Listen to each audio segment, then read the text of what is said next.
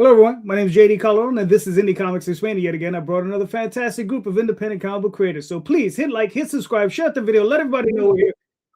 And without further ado,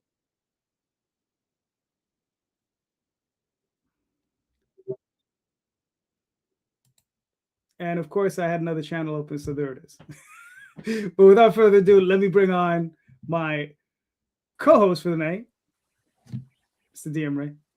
Hello, hello. Thanks for having me on, man. Always a good time to be on. Yep. All right, cool. And let's bring on the guests, Mr. Larry. Long time no see, bro. It's a Canuck from beyond the walls of ice. There you go. So, Larry, please introduce yourself. Oh yeah. Okay. Right. Yeah, I'm doing 5 things at once. My bad. Again, I was telling JD off screen that I was live and that I slipped up on my scheduling and the whole 9. So I'm now playing catch up with everything. I'm LP. I am the writer and creator of the comic books Niobe and fantasy series Savage Sin. We're currently running a Kickstarter.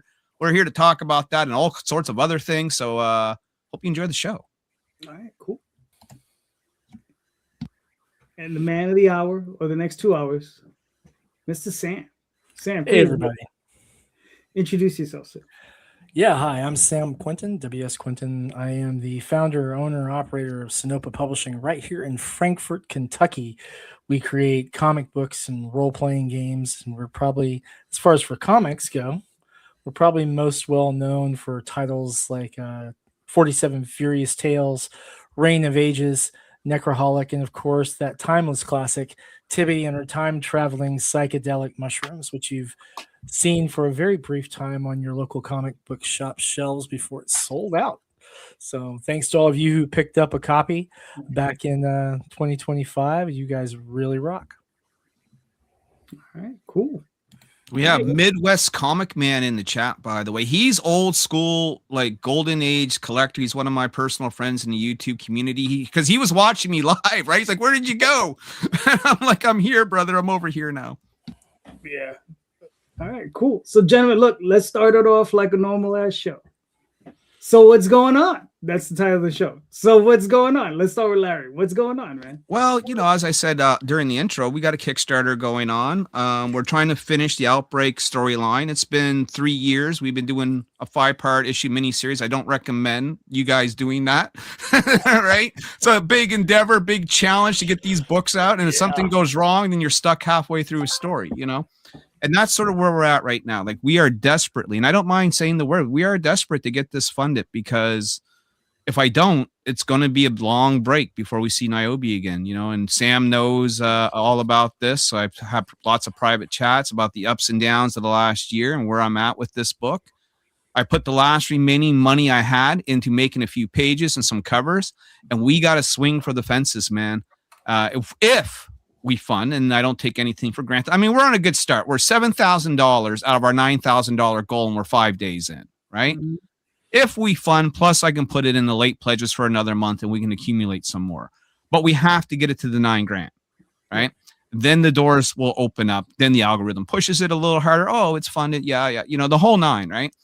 Provided that we get it funded, then we can make a trade paperback and put all 5 issues together and sell it, again, on the shelf and on Kickstarter. Speaking of the shelf, our deal with Antarctic Press is back, right? But that's on a caveat of that we get Outbreak 5 finished. Then they'll print 4 and 5 and put those on the shelf. So I got a lot riding on this Kickstarter, gentlemen. How you doing? What's up? All right, cool. Yeah, I think we're all there. We're all of us are on some level of dealing with stuff. But before we get into that, Sam, what's up with you, man? Well, let's stay positive and let's stay on point. Guys, we've got a lot of stuff coming this year. We are releasing our debut magazine, the first magazine we've ever put out, Art by Humans, celebrating the human artists over the proliferation of artificial intelligence-generated imagery.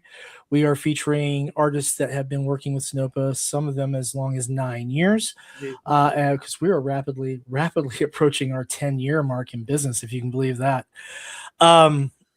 We are trying to court one Ben Dunn to also do a bonus article because we have a couple of pages available. So I'm going to be sending him some information. If he doesn't, then I've got a Kubert School instructor I've reached out to as well as a fallback. But we are also going to be bringing our comics back in a big way this year after taking a year off for tragedy reasons. We are going to be launching after that either Reign of Ages issue 4 or Necroholic issue 4, depending on who gets it done first, and then the other one after that. And then we will also be bringing 47 Furious Tales issue 4, Tibby and Her Time Traveling Psychedelic Mushrooms issue 2, Sinopa Omnibus, one of our role-playing game titles, which will be the third in that series, and then the fourth episode in our Tarot Adventures D&D module as well. And then going to be talking with a couple of other people who want me to put some other D&D stuff together. So a lot of stuff to do as we continue to work on our own RPG, which is becoming bigger and bigger as it goes. But on other big thing coming up in March, we are at the Lexington Comic and Toy Festival in Lexington, Kentucky. 4 days of comics, role-playing games, pop culture stuff, and one of the most stacked celebrity lists I've seen since I was at New York Comic Con in 2023.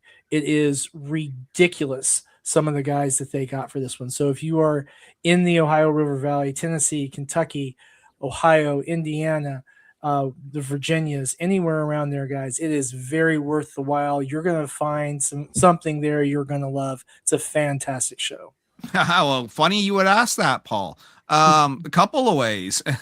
A, Sam does a lot of Kickstarters just like I do, but B, you're a man that likes to go to his comic book shop, Paul. So here's a suggestion that you can do outside of contacting Sam directly for a copy. So I don't even know if you have any copies, Sam. Do you? Tibby, yeah, I've got a little bit left from the Kickstarter because we printed 5,450 copies. Damn. Of Tibby from that Kickstarter.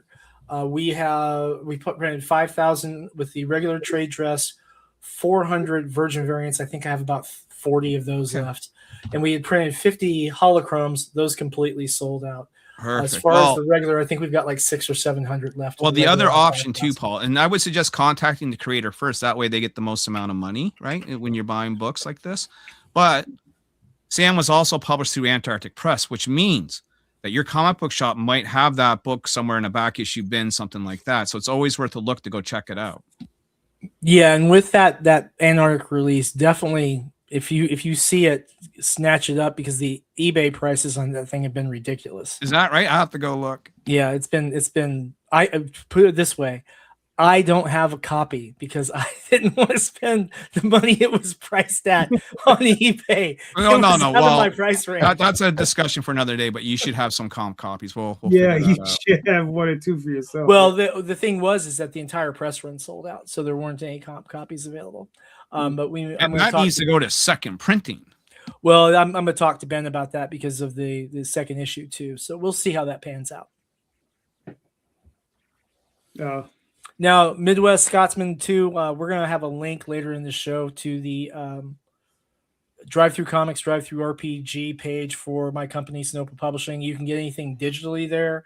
And if you prefer a physical copy, I'm sure we'll make sure that you have contact method for me so we can get something together. And everything I ships pretty sharp. I'm sure JD and Larry can vouch for that. And so, well, I can vouch for that, and I can vouch for the book, having both copies, the Kickstarter edition and the AP edition. So it's a fun read, Paul. Like it's a fun, quick read. Beautiful colors in it, beautiful art. It's a job well done. It really is. Thank you. Yep. Great. So what's up? Well, mine is a little bit more focused. I'm just dealing with one comic right now. I'm trying to get a good following for the issue 3, the final to my miniseries of the Madcaps. Right now, I just hit 116, which hits my all-time best. I'm very excited about that. We're not launching till April.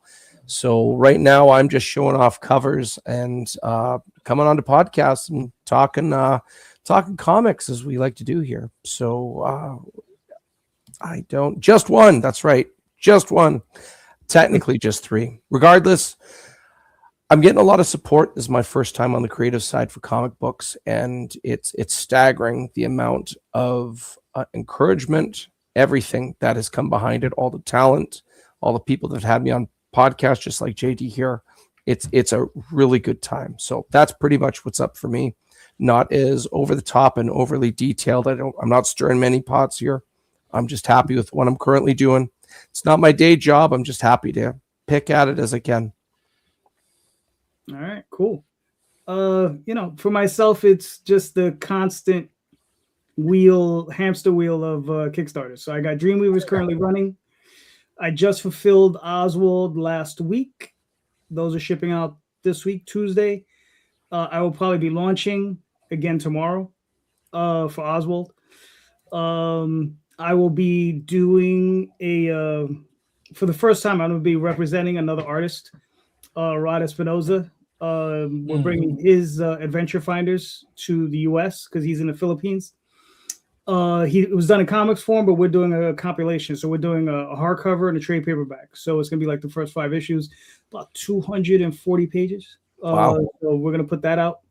But that's going to be a little bit later on in the year. Currently doing trading card set with Tom Hutchison, JD Rosario, Marvin Wynn, and Rob Moltari. So if you back each of our campaigns, you get one of those cards, as they're all the first stretch goal, and then they form an image on the back of the card. So you put them all together, and they form one 9-card image. So that should be pretty cool. And all the artwork is unique to those cards. Like we're not doing what I normally do. Is I like to reuse my covers as cards, but this has a brand new unique image.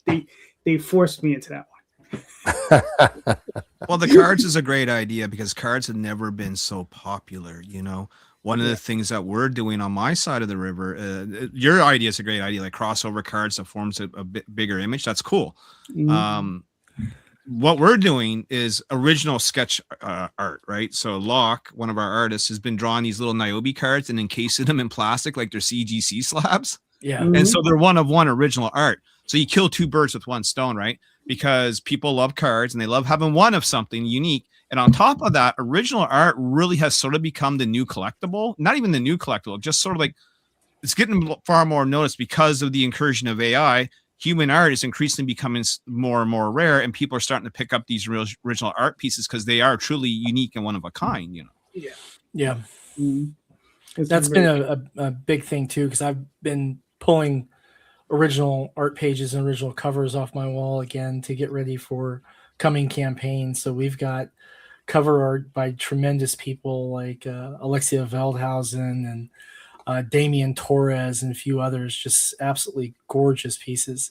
So let's get you really happy homes and make sure that we get cool stuff made by humans for humans, This is it. You got Jason Doobie in the chat. He's got the best last name in comics ever, right? Doobie. You know what I mean? And of course, he runs a great show on Friday nights where he live streams him drawing various characters from different comics of the indie scene. Yeah. All right, Jason's awesome. He's been on the show a bunch of times. Hasn't been on for a while, so got to get him back. Right, Jason? Yeah. So Larry, you said you were watching Ben's show. Yeah. Just a little while ago. I got to catch a couple snippets, but I'll eventually catch the whole thing later on. What caught your interest? Because you said you were jumping. You were like, I just think there's a lot of old-fashioned mentality that's happening, and a lot of excuses to why the business isn't growing, with a lot of answers that no one's implementing. Okay. Right. So the common thing is manga's kicking our ass. Okay, then what can we do that's going to bring us like manga? And everything I suggested got shot down with a machine gun, right? And the answer I had gotten was because we don't have the resources. Well, if that's the only thing stopping us, right? The money, and I'm talking like small publisher here, okay? Right. Not necessarily Antarctic, but any small publisher. Then it may be time for you to reallocate your resources. Because if you're hitting the drum and you're only treading water and you're not making any distance, while that may keep you afloat for a while, how do you actually get the younger readers? Because quite honestly, and this is just my opinion, you guys can feel free to take out the guns and shoot me down, is that I think kids don't want floppies. I don't think they're interested in floppies. I think the floppy dies with our generation, And I think like I'm eager to put out my trade to see how well it sells as a collected unit versus single issues. And we've done a trade before and it did it extremely well, but Outbreak's a bigger beast. You know what I mean? So, you know, and I'm dying someday to do, like, I actually put my money where my mouth is, and maybe one day do a Niobe manga type story where it's really cute and it's really, you know, for all ages, and it's a completely different vibe, you know, and really push that manga format, black and white. You know what I mean? Like, I'm willing to roll the dice and gamble on this at some point, because I think we need younger readers to continue the business. And all right, I agree with a lot of what you're saying, but I don't think you necessarily have to go all manga to do it. Because the thing is, DC, they've released their digest size books and they're kicking right. ass. But there's the key, right? Because we're not necessarily talking what you're producing, we're talking format. Right. Okay? Floppy format. Remember, my key word in that whole thing I said is floppies will die, right? With our generation, not necessarily comics. Comics could survive in that DC digest format. And the reason why they are doing so well, and the reason why I do hear good things about them, is because younger people are picking them up because of the format itself. Right.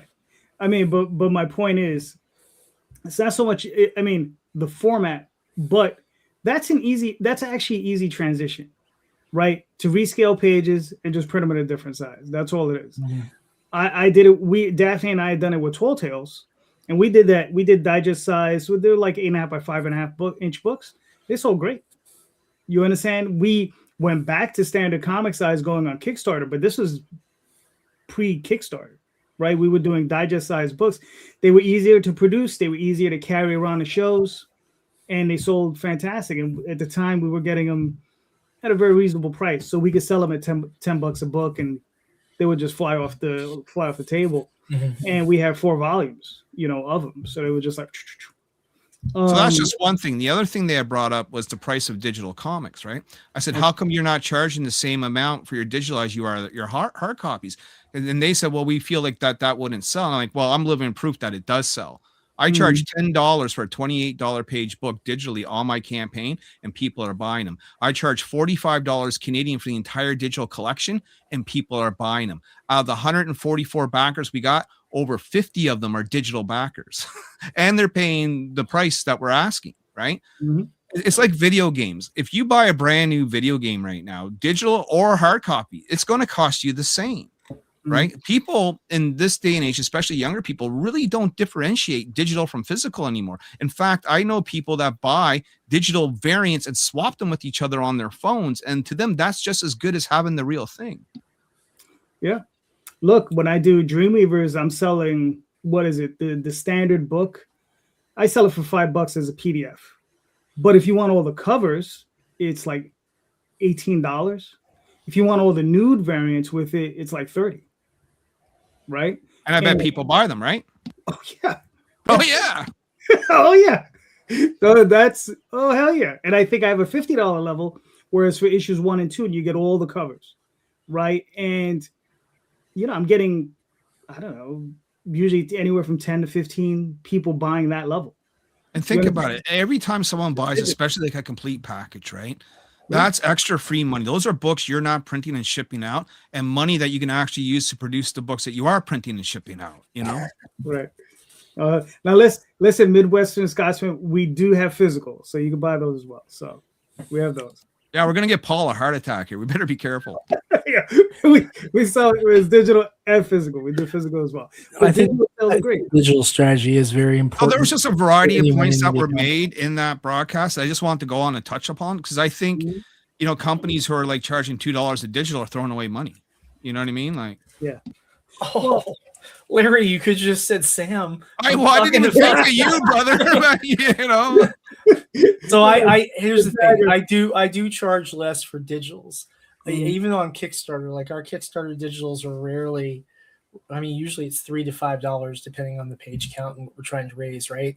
And honestly, if the audience I've cultivated was larger, we'd probably go down to 2 to 3.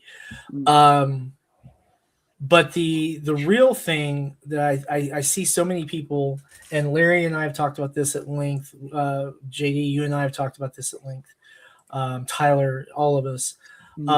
Digital has done remarkable for me over the years. 47 Furious Tales, we've got 3 issues out, and the digital copies subsequent to the Kickstarter campaigns, we've sold about 13,000 digital copies in total, not counting the Kickstarters, since 2019. Then for 3 digital books, who cares if it's $1 or $2 a piece? That kind of volume adds up pretty quick, so whether it's 1 month to the next, whether my royalties off drive-through come out like 60, 80, 100, whatever, that usually pays my gas bill at home, sometimes my electric bill as well.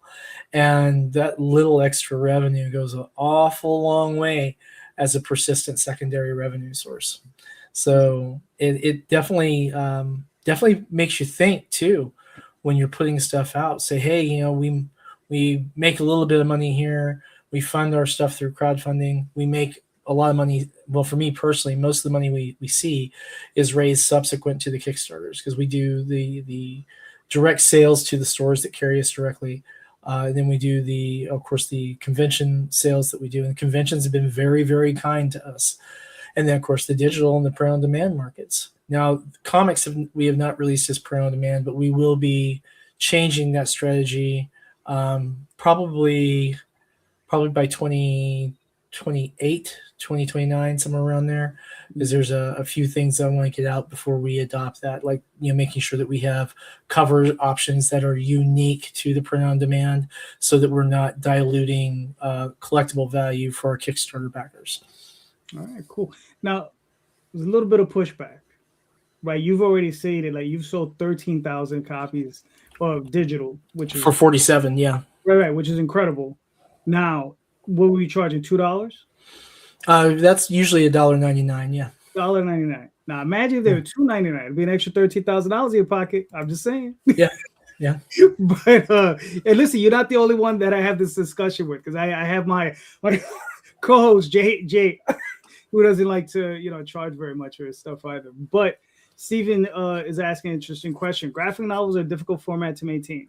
Speaking as someone with a lot of experience, even manga first go through an anthology format of large compiled magazines. He's talking about like Shonen Jump, right? Some transitional system is necessary to absorb production costs. Even something as direct as making it a webcomic first. Right. Yes. Yeah. I mean, there's a lot of truth in that. I mean, if I could produce original full-length graphic novels financially, I would just do it. Right.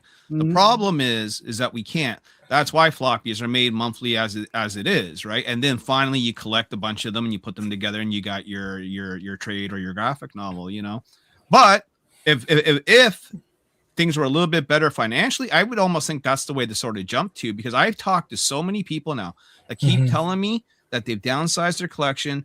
Guys I see in the comic book shop trading in their floppies and buying trades and omnibuses. Right. And so to that, even with the stuff that we're doing, like 47 Furious Tales is already applied out as 12 total issues as individual floppies. That's not going to change. Reign of Ages has been individual floppies. The intro story arc ends with issue 5. And then subsequent to that, we'll have complete stories in oversized format, whether that be 40 pages, 60 pages, whatever the story needs. And Tibby, or Time Traveling Psychedelic Mushrooms, is always scheduled to be entire stories self-contained. I think that there's a lot of good argument for that for the consumer, and a lot of good value. And for people who don't draw, like me and Larry, the challenge, of course, is financial, because you want to take good care of your artists. You need to make sure that you're fighting that starving artist trope, because people don't want to work for you if you're paying them starvation wages. And I would be ashamed of myself if I was paying starvation wages. You've got to make sure that you're taking good care of your people. And the other nice side about that, when you pay your people well, is that when you pick up the phone and you say, hey, Damien, can you do this in the next, couple of weeks? Yeah. Or, call and say, hey, Alexia, we need this done by July 31st. Cool. No problem. That willingness to work, and when you act like a professional and you cultivate professionals, I think that you see the benefit at the end in the professional output. All right, cool. So to give you an idea, that's the original cover for Tibian or Time Traveling Psychedelic Mushrooms issue 1. And then that is the first cover for 47 Furious Tales issue 1. And then we have one of the covers for Reign of Ages right there on the wall. These guys are putting out fantastic work. And the same can be said for Larry's products too. And JD, yours as well, man. You guys put out some beautiful work. JD's an industry vet of 1992. La Blue Girl. Anyone remember that, people? Used to sell that in my comic shop, actually. All right. Look at this. I just got this sucker. Look. Oh, yeah. Reprint. So, you know. I was one of the play testers for the role-playing game for Tenchi Mayu. Oh, really? For the first edition, yeah. Oh, that's cool. Yep. I got the guys who did that campaign. They're coming up here towards the end of the month, so I have to sign like $700. It's gonna be nuts. Yeah, That's epic, though. yeah. But to just to give everybody insight into what I do, as far as like Steven is correct, or Stephen, I'm destroying your name. I apologize. But to get to the point, like I produce individual issue, like limited series. It's usually for the Oswald Chronicles, 4 to 5 issues. Sometimes it'll go to 6, sometimes it'll go to 8, depending what the story needs. And I'll release them as individual issues in black and white. And then I'll compile it, do a trade paperback. Then at some point, I'll get them colored, release them in color, and then again, compile them again as in full color graphic novels. Mm-hmm. And eventually I'm going to hit the direct market with them. That's the next step. So the whole thing of, I look at it like this: as independent publisher, I have to take as many bites out of that apple as I can get, mm-hmm. right? And this is the way I do it, right? And the thing is with the black and white books, those are very limited edition. They're limited to usually what's printed for the campaigns. I usually don't do that many more. I'm not printing like 4,000, 5,000. I'm keeping them very tight to the vest because I know I'm going to do these other formats. Right. And I don't want to get stuck with a bunch of books. And eventually I'm going to save the bigger end stuff for when I release it out off to the direct market. Right. Mm-hmm. That's when I'm going to, need storage. And you bring up a good point about taking as many bites out of that apple as you can. Because when you've got your art in and you've got just your book, there's really a big impetus to make sure that you're maximizing your revenue on that. So mm-hmm. I do a lot of different merch on top of stuff, whether it be art prints or mugs or shirts or what have you. Mm-hmm. Give you an idea. I was just digging this out when you were talking about that.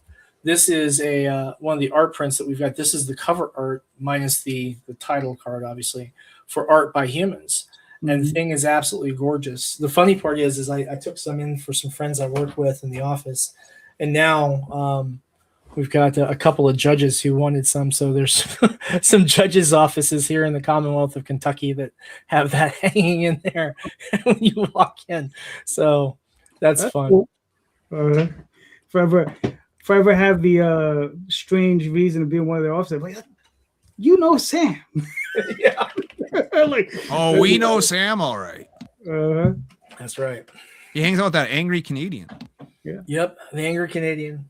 That's hysterical. There was a random encounter with a fan actually in a Kroger here in Frankfurt, and I'll tell you what. Story, Sam. Let me pause this for a second because we keep taking too much time out of Ray. Ray, I know you're short on time tonight. What do you want to add tonight before I get into this story? Oh, you know what? That's okay. I was just listening to you guys play out. It's interesting to see the dynamic of like a direct correlation with physical media and age. It's very interesting to see how that has. I guess best way to put it is with the youth coming in. Either we convince them that physical media is cool or we just go with the flow. And until one of those two things happen, we have to just keep both sides happy, if that makes Well, sense. in some ways, they do think physical media is cool. It's really weird because, like, a lot of the youth that I'm running into, they're buying cassette tapes, right? Yeah. You know what I mean? Which is the oddest thing. You know, my brother, you know, he's a little bit older, but still he collects records. A lot of youth collect records and cassette tapes in terms of music. You know, I'm at my buddy's house having a drink and I'm like, oh, I should, you know, turn on my phone and get some music. And his kid goes, well, what do you want to listen to? I'm like, well, what do you got? And he brings down a box of cassette tapes and an old cassette recording. He's 19 years old. I'm like, you got to be shitting me. You know, so they do like physical media, but I just don't think they like floppies. That's all. My youngest child, she's 11. I know, JD, she's 11 now. Can you believe that? How time has flown? Yeah. Wow. She and her friends are absolutely enthralled by the record player in the living room. So we played different stuff on there. But it's always good to see Ray. I hope we get to see him again. Yeah, for sure. Yeah, I hope he's all right. But yeah, weird. I'll segue this into a weird true story. I was at a Kroger in Frankfort, Kentucky, and there was this woman and her boyfriend, husband, whatever. And they recognized me, and they're like, "You're the guy, the comic guy on the YouTube channel with the angry Canadian." Yeah, that's me. I'm like, "Yeah, that's me. I'm on shows with the angry Canadian all the time." All the time. That's hilarious. Larry. Yes, get it? There you go. Hilarious. Yep. Oh, But yeah, it was fun. And every once in a while I run into him again and they'll like wave him like he's still mad. He's still mad. He's still mad. He's Larry, still what are you mad at today? Well, you saw I'm Brent not show. mad at anything. I just question things. I'm the guy who likes to challenge the status quo, and I think it needs to be challenged from time to time, you know? Mhm. Just like I need to be challenged from time to time. Yeah, no, of course. Well, listen, I'll be honest with you, we all do, right? Because you know, I'm getting on in years, right? So, you know, one of the things, you know, it's like I told somebody, it's like my body's breaking down, but my brain, my heart, you know, my soul is still 12 years old, right? It still wants to do comic books. It still wants to like enjoy all the things that I've always enjoyed. I still watch anime. I still watch all these crazy science fiction movies. Look, after this, I'm gonna go watch Game of Thrones, right? Like, you know, we want to continue doing these things for as long as we want to do them. But yeah, pushback is important because if not, you know, we just, you know, grow. We just a trophy into these positions, right? We just hear our own little voice, little brains in our voice boxes, and you were just like, oh, you know, You never want to be too comfortable, you know. Exactly. You know, except, you know, well, only when I sleep. Well, I mean, it's nice if you're comfortable and you got, you know, lots of resources and you can afford to take some risk, right? I mean, there's always a balance in everything, you know, but a little bit of challenge, a little bit of pushback, a little bit of why, you know, never hurts. You know what I mean? No, not at all. That's why I think it's important that we do sometimes push on each other. We're just like, all right, well, why are you doing that? Why are you doing that? You know? So yeah, listen, I got another question. How are you guys seeing the current state of Kickstarter?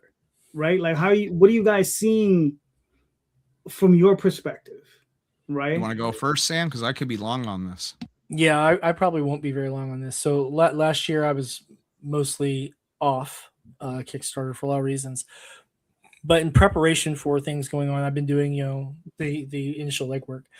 And I'm looking at folks who I normally see a lot of similar audiences with. And so I'm seeing that after what I would call a pretty significant dip in 2024, I'm starting to see like a return to better numbers. Now, I think that one of the things that a lot of creators got caught by off guard was that they saw the height of the indie comic market that was going on during the pandemic lockdowns. And so I think most creators then were seeing abnormally higher revenue on their crowdfunding. Now, several of those creators are still continuing to see similar or even higher, but that's a very small population relatively. But I do think we're seeing more and more people coming back to Kickstarter. I think that a lot of people who have been recognized on social media as bad actors have many of them been driven off the platform. And yeah, I think that it's becoming a place again where people are optimistic about new and exciting things again. So here is hoping I'm right and that everyone's having a great experience. I know that I am still actually backing many of the same people I've been backing for years because I have titles that I'm invested in. And even some creators who are starting new titles, like one of my favorite creators, Madeline Holly Rossing. Really enjoying some of her newer work. Of course, Mike Shea, Miskatonic High, fantastic work. Larry and his product. Max DeVille, hoping we're going to see something from him later this year. And of course, just tons of other folks. Some people you should probably have on too. Warren Brown, you should look into having him on the show, JD. It would be really, I think, a really interesting line of conversation there for you. So yeah, in short, I guess I'm optimistic. I'm and not even cautiously optimistic like I normally am. I think I have a genuine optimism for the health of the Kickstarter platform right now. All right. So a lot of what he said is absolutely correct, right? In fact, all of what he said is absolutely correct. During COVID, that was Niobe's best time, right? So right at the tail end of COVID, we did Outbreak 1 and it did $31,000. It's the most I've ever done on Kickstarter, period, bar none, and a story. My Kickstarters don't do that well anymore. Why? Because Sam is right. During the COVID period, people were backing more than they would usually back. People had a little bit more money than they usually did. People had a little bit more time than they usually did. Indie comics were on the boom. Things were erupting all over YouTube, whether it would be Indiegogo or what we do here on Kickstarter. Okay. Buying Kickstarter books was hip and cool for a while. A lot of speculators were also buying Kickstarter books at this time. Then the economy hit and things crashed hard for a while. We're sort of on this rebuilding phase now of seeing who's left after all the dust has settled, right? And those properties, luckily Niobe's still one of them, that has been around for over a decade, can still hold on and still at least attract our hardcore backers that we had before, and just at least keeping us treading water and keeping our head above. But long gone are the booms. And the same thing happened on eBay, right? People were buying and trading Marvel and DC comics at insane amounts of prices. People were buying $500 books for $2,000, and then when the crash happened, they're like, oh shit, I way overpaid for this book. People are finding that out the hard way, and they've been finding out the hard way, and that for the last couple of years. I see all kinds of YouTube videos where people are crying about this. You know what I mean? So I think the market itself is sort of rebalancing itself, and it may still take a little while yet for it to completely sort of level out. But Sam's right. It's on its way. I'm optimistic. I got a decent start on my Kickstarter, but I've also done Kickstarters where we made 10 grand on night one, but again, that was COVID times, right? So people who are expecting that sort of same success 5 years ago, 4 years ago, got news for you. Probably isn't going to be that way unless if you're that, exceptional few that Sam had mentioned, but 10% or less of people that do comics on Kickstarter, as far as I am aware, are hitting 6-figure campaigns here, right? Let's be honest. You know what I mean? You got your Common Americas, you got your Brian Politos, you may got your Pat Shans out there that are doing their thing. But I mean, I'd be hard pressed to name you 10, very, right? Yep. So a lot of us sort of fall into the range. We're making a few $1,000s. If we're lucky, we're getting 10 or 20, What I see on Kickstarter is what I've always seen on Kickstarter. If I go to Kickstarter comics and click the popularity button, it's all sexy down the road. And then you get some oddballs in there. That's what I'm still seeing. That's still the meta. Right. Okay. That's cool. It's funny. I mean, listen, both of you guys are right. I mean, that's the trend that's just been going down. The one thing, I've discussed it before on this show is that we've seen pretty much a dip in everyone's Kickstarter of about 30%, right? And that's with the exceptions of, the big IPs, Transformers, whatever, stuff of that nature by the creators who come out of Marvel and DC. Sometimes Image, they don't see as significant drops, but the rest of us, I've seen about a 30% drop, and that includes some of the names you mentioned. Like, even though they're still doing great, and I think their numbers are starting to improve, but Madeline's a really good example of that. right, Her new titles did not fund to the same level as her preceding one, but she's seeing steady growth on that. right, Mike with Miskatonic, he definitely saw a little bit of a dip in 2024 like everyone else did, but he is recovering remarkably on that. His backer numbers are very, very strong, and he was probably not impacted to the extent I think that many people were. His numbers didn't dip all that much, but it was noticeable, but not the full like 25-30% that a lot of people saw. And I think there's a few others that we could probably call out. I mean, as weird as it is to say, Antarctic Press's numbers didn't really change. I think a full 30%, so maybe 15%, possibly as high as 20% in the dip. But we're seeing, especially like Tomorrow Girl, a rebound on the funding there. And JD, correct me if I'm wrong, but your last campaign did remarkable. What, like 40 more backers than the one prior to that? Yeah. Like that for Magi's Grace, Magi's Grace. Well, so I mean, I haven't been as eagle-eyed as I normally am over the last year, but even I can say, well, I mean, hey, it's good to see JD's numbers rebound like that. You know what I mean? So, and the thing too, I mean, we get obsessed about the monetary figures, and of course, that's important to fund our goals, but that retention of supporters, that retention of the audience, that's what's going to take us from beyond today's campaign and get us prepared and ready for the campaign in 2 months or 3 months or what have you. And now for those of you who are watching this now, those of you who are watching this later, I'm going to say something I want you to just understand. This is my observation. These two gentlemen have been remarkably dependable with regards to their crowdfunding. I have never known either one of these individuals to have a successful crowdfunding campaign that they did not meet or exceed expectations on, with fulfillment, product quality, the whole 9 yards.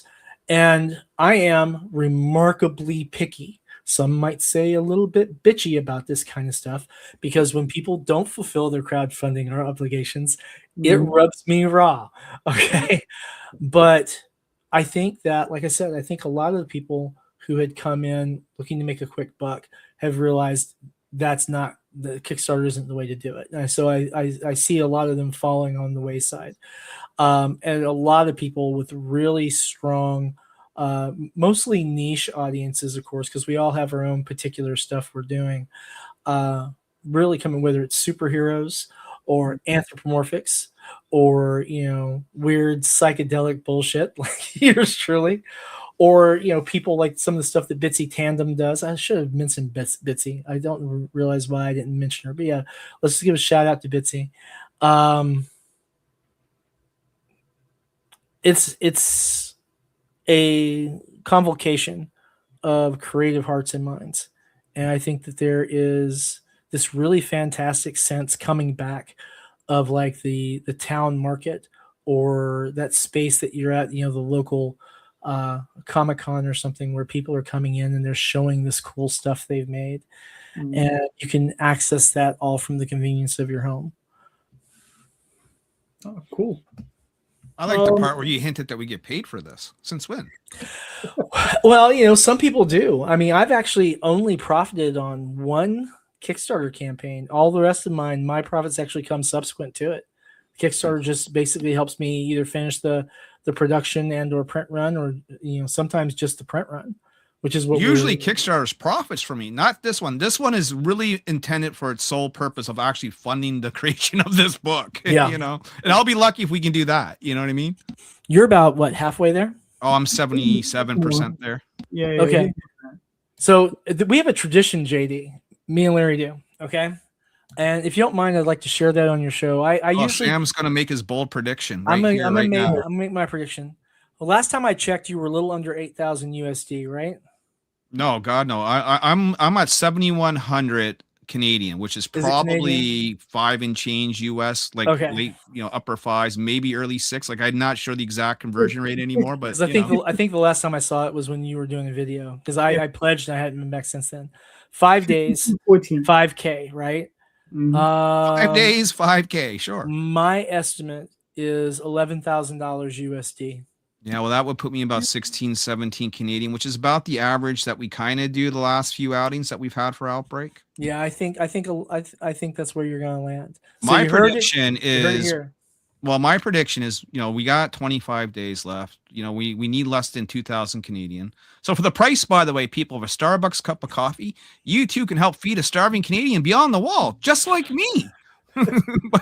by pledging today. Okay. With that being said, where was I going with this, Sam? What we're talking about?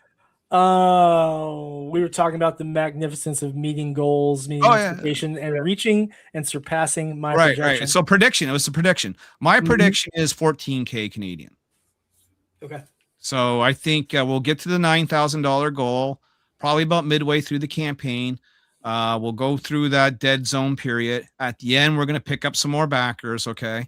And then I'll drop it in the late pledges for a month like I did with Outbreak 4. Right. Because that ended at about 13K, and then putting it into late pledges brought us an extra $2 or $3 grand, right? So it brought us almost like $5 short of 16K sort of deal, right? So considering that I take nothing for granted anymore, that long gone are the days of $31,000 campaigns for Niobe right now, right? COVID is over, right? We've covered that. I'm going to go on the more conservative side with this and give a prediction even lower than yours. I think we'll make it. I think we'll have a little bit of extra to play with, but I don't think it's going to be much. You know what I mean? I gotcha. Yeah. And that's not like me being down or not positive about what we put out. I'm just looking at the trend. There's another site that you guys can go to. Those who don't know, it's called KickTrack. And after a week or two, that starts giving you more and more accurate predictions of where you're actually going to end up. It's actually a pretty useful tool. Yeah. I think that I'm just weird enough that it doesn't really work for me. KickTrack, like you'll say, I'll be 2 weeks into a 3-week campaign. You'll be like, you're going to hit $11,000. Newsflash. We have never reached $10,000. No, that's because you're looking at what it says you're trending towards. You're not actually going to the tab that says, or maybe you are and it's lying to you. But if you go to the predictions tab, it's got 3 different things. Right. It has what it thinks you're going to make on the low end, what it thinks you're going to make on the mid, and then on the high end. I usually look at the mid on that is what I'm basing that on. And it'll usually be about $2,000 or $3,000 higher than what we actually hit. So I'm actually to the point where I look at it and I'm like, damn, if we are $2,000 lower than that, we're not going to fund. I need to kick it in gear, man. So, but it's the Kickstarter. For those of you who's never run a Kickstarter before, you get into this thing where you wake up in the morning and you check your Kickstarter campaign. You'd be drinking coffee or you pull up your phone. What's my Kickstarter at? I'm checking it right now. Cool. We got like six backers while I was sleeping, or we got like 40 backers while we're sleeping, or hey, we made goal while I was sleeping. Holy crap. Yay, team. And then Is sometimes Shikari in the chat? You mentioned Shikari. Yeah, Shikari was in the chat. I didn't see him pop up. I've been watching the chat all night. I think he's on Facebook. Oh, that's why I didn't see it. Okay. Yeah. Hey, happy birthday, man. Yep. Happy birthday, Shikari. I love me some Shikari. I just can't afford to hire him. You know what I mean? Yeah, I know that feeling. So what else you got for us, JD? Hit us, man. Hit us up. I got you. All right. So, actually, there was something I want to ask you about, Larry. So, you've been working with Ben Dunn for a while, right? Have you seen, when was the last time you actually did a book that dropped through Antarctic Press? And I don't need exact numbers, but have you seen a sales difference since they've moved from Diamond to Lunar? Right. Okay. I'm not asking for numbers. I'm just having. Well, I don't have the numbers, so I can't get them to you. And even if I did have the numbers, because I've had the numbers before, I got my wrist slapped for it. Right. But I do know a little bit that I can tell you. First question is, when was the last time we published through Antarctic Press? Diamond was still a thing. and it was Niobe Outbreak number 3. Then Diamond had crashed, and then Antarctic Press had made the decision to cut some of the creator-owned books. Right. I asked for a release officially from the contract if they were going to do that, so I could shop Niobe around. Never shopped Niobe around. Figured I would wait till I got the whole series done first, and I'll wait and come to YouTube. More money. Yeah, come to YouTube, make more money. You know what I mean? He's like $7,000 a cover. I got like $7,000 on my campaign.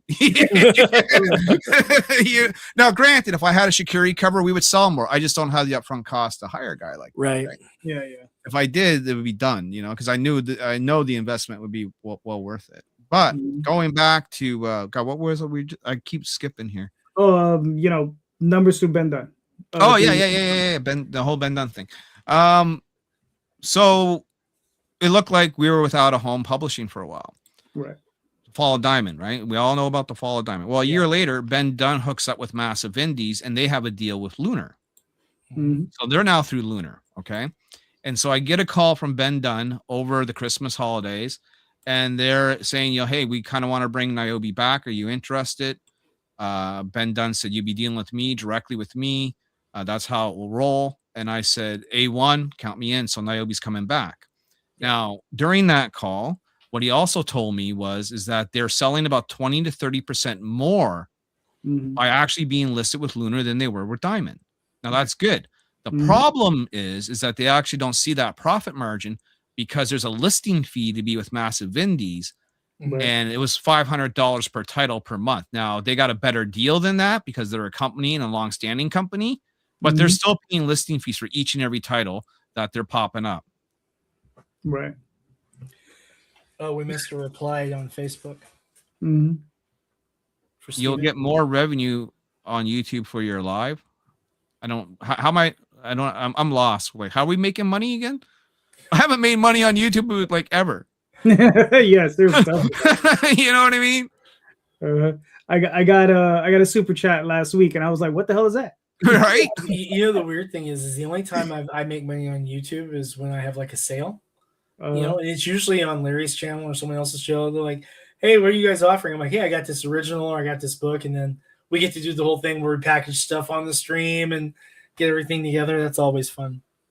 I actually really like doing that. So long story short, they're selling more, but they're paying more to be listed, right? Right. But I feel that we can do better than that. I feel that Antarctic Press still has lots of room to grow, lots of ideas that can be tried, and they're trying some different things, right?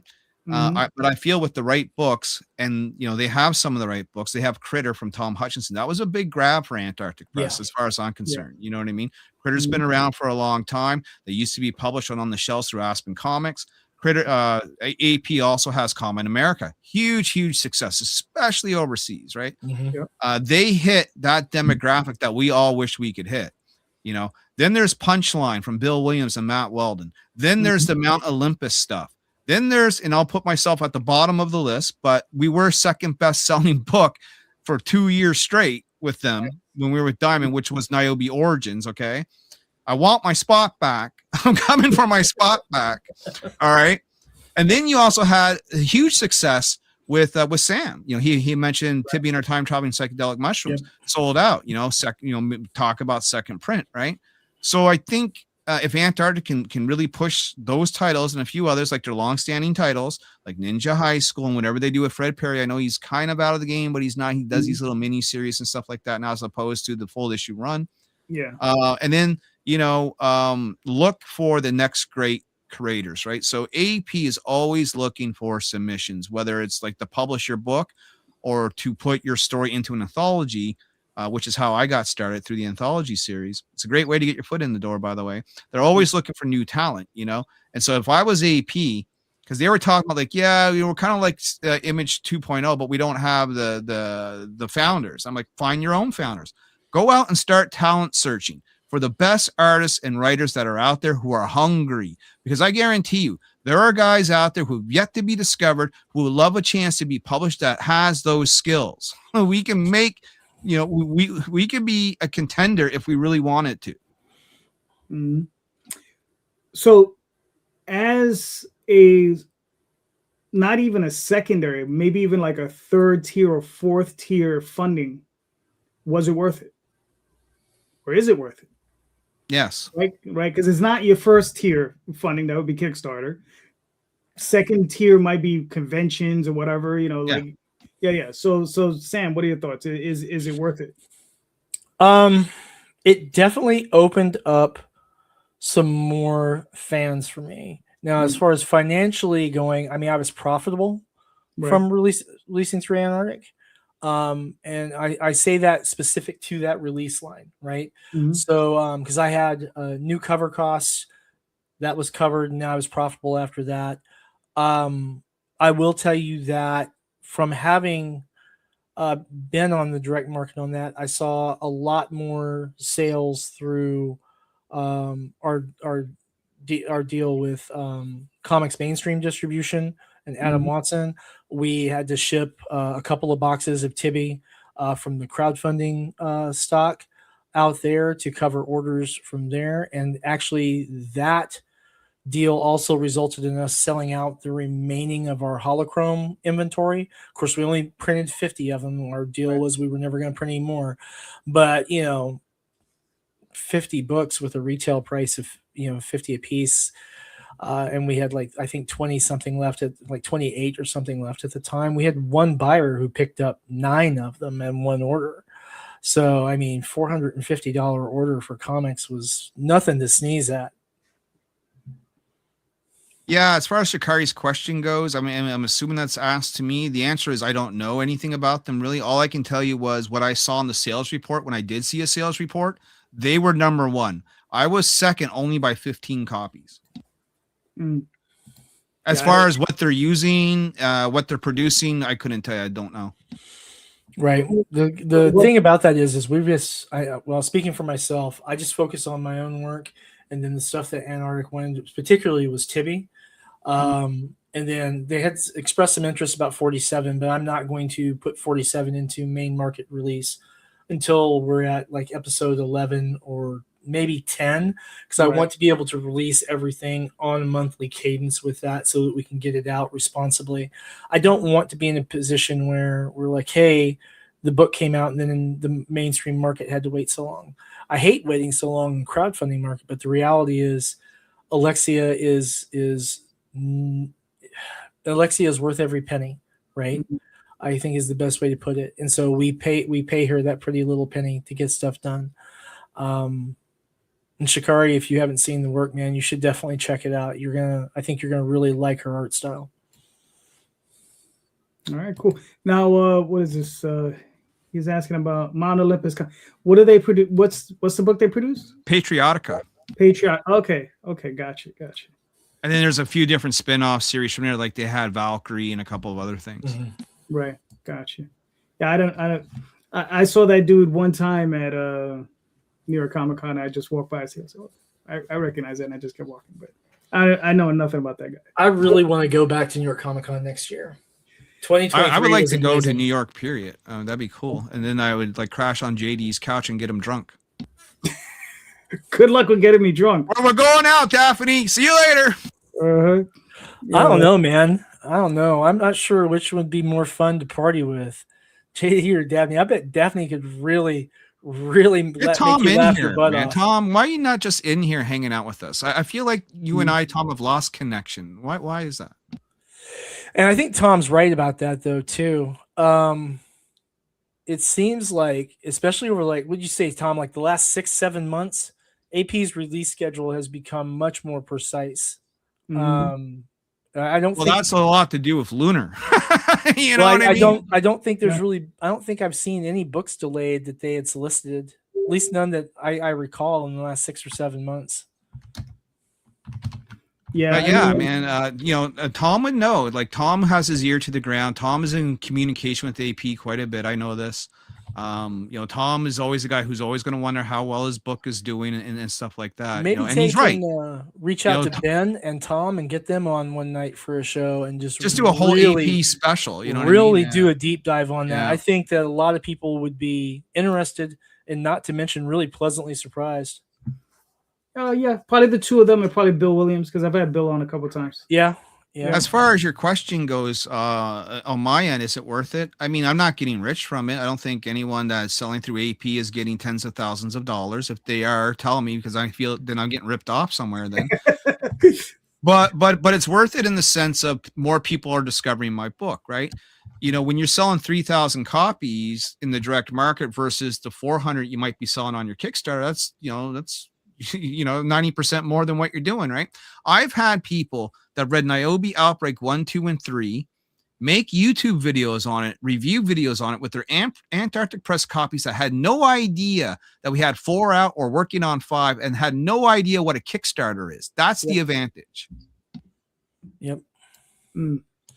Now, Yeah. I'll tell you too, another thing that as far as value goes, we actually did sell a lot of, and by a lot, I mean, I think 70, maybe 75 of the Tibby art prints as a result that I credit anyway to the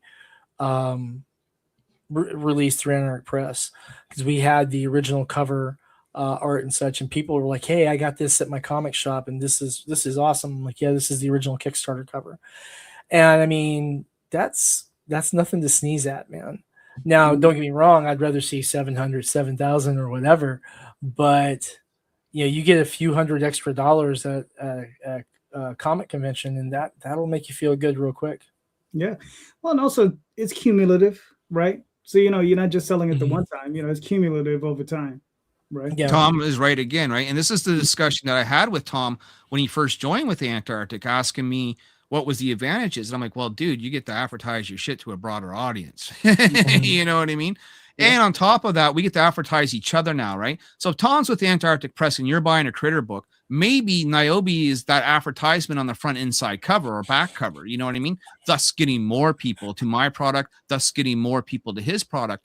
And I can tell you, ever since I had that publishing deal, I've been invited back to cons. Funny how that works, huh? I know, right? No, I mean, but listen, that, like you said, that's a positive aspect of it, I mean, that's really good. So, all right. So overall, you guys felt this very positive thing, which is good, right? Mm-hmm, definitely. Yeah. Well, it doesn't cost us anything, right? Like if you're asking, like, we had to pay a listing fee and all this sorts of stuff, would it be worth it? My answer would be different, but it absolutely costs me nothing to do it. I get a little bit in return and hopefully more exposure. Right. And for me, like I said, I had a little extra expense because I made an entirely new cover commissioned. But even beyond that, we were profitable on that, and we had a lot of secondary after effects that pulled in a couple of $1,000s worth of revenue for us, and that's on top of the fact that we had, like, our Kickstarter, we had an ad that we had on the back of that Kickstarter copy, which was yes, there he is, big dog. Whoop, whoop. Tom, it's been too long, bro. How you doing? I'm gonna crash this fucking party. Like, what? Right? I'm here to tell Larry he's wrong about everything. That's where we're gonna start. Yeah. No, I don't know how much. I'm fucking exhausted. I've been working all day. I was not planning to be on, but I was on my phone at the same time, and I saw you guys talking, so I was kind of vaguely paying attention a little bit. So I got lay it on us, big dog. What's up? Just working. We're ending the Kickstarter tonight, the Oz Kickstarter. So I've been working on that, and I've just been working on books way ahead. I've got CB Zane just gave me pages for Goth Day, which isn't till May, and we're way ahead on everything. So, which is good.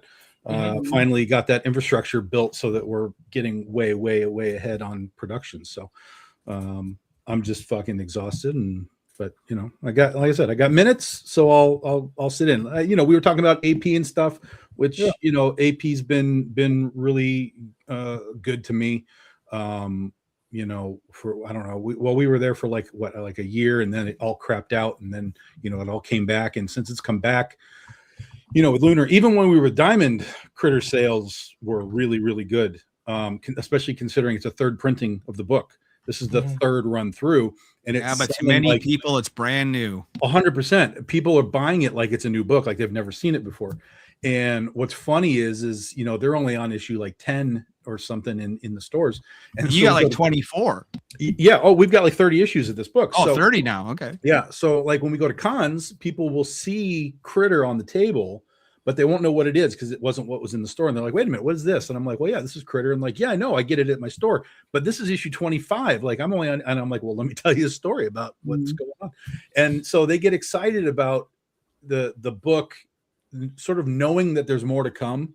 So it's like an instant, like, it doesn't necessarily mean that they buy it from me at the con, because they're like, well, I get it from my store, so I want to keep getting it. And I'm like, do it. That's fine. But oftentimes they'll buy a variant cover or something. But the excitement for them is that they see a series that's going to keep going. It's not going to stop and disappear in the middle of, we're on to issue 12 and then it's gone. So, so there's value in being able to talk to the customers and say, like, look, this is what it is. You have a long way ahead of you to keep buying this book, and they get excited about it. So, and then when we put out the AP let us expand the book, so we put out the Critterverse, all of our one shots that we had done way back in the day. Guess what I saw in my comic book shop this week, and here's the power of it, right? I'm in East Coast, buckfuck nowhere, Canada, and I'm seeing the Rookie on the goddamn comic book shelf on Wednesday. Yeah. Oh, is it out this Wednesday? Nice. I think it's already out, dude. Is it not? It's possible. I saw one of your books just this Wednesday, and I assumed it was the Rookie. Man, maybe I'm wrong. Well, that would be the one that would be next. So yeah. But what's the interesting part there is when I talked to Brian, because I always ask him, like, okay, what did we sell here? The order numbers on those spin-off books were higher than the first time we ever printed them with Diamond back in the day. So we sold more units on a second printing, in this environment than we did the first time through. So, it's an interesting, but like Larry was talking about, there is the listing fee, which kind of cuts, some of that down a little bit. But for me, I've always just treated it as a marketing expense. Like I put a new cover on it. They do all the work. I'm like, this is fine. I have no problem with this. And as long as the sales numbers are good for them, they're good for me. So we'll just keep going until we run out of stuff. But at the rate that, because they only do it every 2 months, it's an every other month book. So we got years of time to, catch up to where we are now. And we're going to do more Critter next year. So we'll be fine. When's Lights, Camera, Jungle Part 2, Tom? I don't know. That was the first book I kickstarted from Tom, right? That was my first Kickstarter. That was our test way back in the day. That and then Kaiju Epic. We did those two to test Kickstarter while we were with Aspen, to just kind of be like, okay, let's just do this over here. That's how far it goes. But I didn't even realize that. Damn. Yeah. It was a long time ago. And part of the thing with Lights, Camera, Jungle was I created it with Jen Broomall. And she just doesn't have time to do it. I'm just busting your balls, Tom. You know that. No, but it's a fair question, because I talked to her about it, and I talk about doing more. And I asked her, and she just can't do it. And I'm like, okay, well, it just feels weird to me to do it without her, because she was like my co-creator. But I'm sure if I were to be like, look, I just want to do more. Do you want to just do like some covers and I'll hire somebody? I'm sure she'll be fine with it. But I just wanted to like give her that opportunity to be like, do you want to come back? Do you want to do another one? Like, we can plan it within your schedule if you want to do it. But she's like doing her own stuff now. She's doing like this this fantasy comic book thing that she's doing her own creation. So I think if we get to Lights, Camera, Jungle again, it'll be just with a new artist, and we'll get her to do some covers. There you go. All right. Almost time to look at some campaigns, don't you think, JD? What are you talking about, bro? I'm right there. Boom. Talking about him right there. All right, so Larry, man, talk to me. What do we got? It's like Cody Rhodes from WWE, brother. It's time to finish the story. You know what I mean? This is the 5th and final issue of the Outbreak series. And once we get this done, then we can put it out through AP and put out the final 2 issues so that our fans that are out there can get those. And you'll have exclusive covers here. I'm thinking we're going to do different covers for our AP releases. We didn't do that before, but I like Tom's strategy of that. You know what I mean? So I think that's something we're going to do for the last 2 issues. It's just, I mean, just have Ben Dunn do the covers, you know what I mean? And then pump them out, There's a lot to be said for that. Yeah. Well, he's the legend. He's the sensei, you know what I mean? But I mean, this brings Vira and Niobe to their final epic battle. Vira has escaped captivity. They're tracking her down. Angel Elite is now involved, and the Angels aren't messing around. And that's cover A right there. So Niobe's looking like she's having a bad day. That could be some some fortune telling there. I'm not going to spoil too much there, but it's a heavy hitting book. I really do bring things to an end of this story, because when I produce books after this, they're only going to be one shots, like 30-page one shot sort of deals, instead of trying to do an indie mini series over 4 years on Kickstarter. I'd rather just pump them out as one shots. You know what I mean? Mm-hmm. That's Ben Dunn's cover right there, by the way. Gorgeous colors by Dan O'Vera. So shout out to the sensei. We got LC Faritas here, who does a dynamite job. And Vyra already thinks she's won the battle. She thinks she's like the goddamn mother of dragons there, sitting on her throne. So, we'll see if she, is the one that wins. Locke Nguyen, who's also got these gorgeous one-on-one sketch cards on our campaign now that people can buy. Great cover, great colors. This pops great action scene right there. And then if you want to get it done because it's a takedown and you're feeling golden, maybe you'll like our Narcilio Souza K-pop Demon Hunter inspired cover right there. You know what I mean? I like that one. That was the girls are cosplaying as the K-pop Demon Hunters. Cool. And then last but not least, he is a Zenoscope alumni. He's as far as I'm concerned, veteran of this business. He works with Lady Death, Brian Polito, and Tom Hutchinson, and a host of others. It's Keith Garvey. Yep. Not to be confused with Keith Gravy, right, Tom? That guy, I don't know. That guy is still around anymore. Right? Keith Gravy. No. Tom made fun of me because I misspelled his name once. Oh, gotcha. It's Keith Garvey, right? Not Keith Gravy. I'm like, yes, I know. And these are just some of the pages that are inside a Niobe book. If no one's ever seen a Niobe and how this looks on the inside, this is the deal. These are all drawn by Juan Antonio and colored by Dan O'Vera. And then we're going to give you some spoiler pages into the new campaign. We're still having pages on, like, one's being colored as I speak. I could end up having it tonight. And if I do, I'll update the Kickstarter. But that's some of the new shots right there. I cannot show you what's going on there. I want to, but I can't, right? That's why there's a big spoiler thing right there. And then as we scroll down, there's another page also where I have another little spoiler alert that we can't show you, right? This whole book is full of spoilers, right? It's hard, you know what I mean? But we got more stuff in the works. We got, combo packs that you can get all 5 covers, all 5 issues, like the Ben Dunn deal. It's been done before. It's been done again because it's a Ben Dunn deal. Issues 1 to 5. We had Ben do a cover for each and every one of them. It's a great set. Same thing with Keith Garvey. He's got some gorgeous covers there, right there. So you got Niobe on her own. And I did this as a theme, right? So I wanted Niobe on the first one by herself.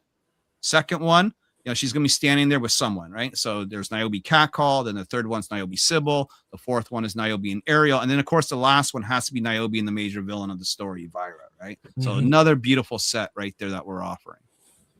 Cool. And then digital. We had this talk, man. People are buying digital. And they're buying higher tier digital too, right?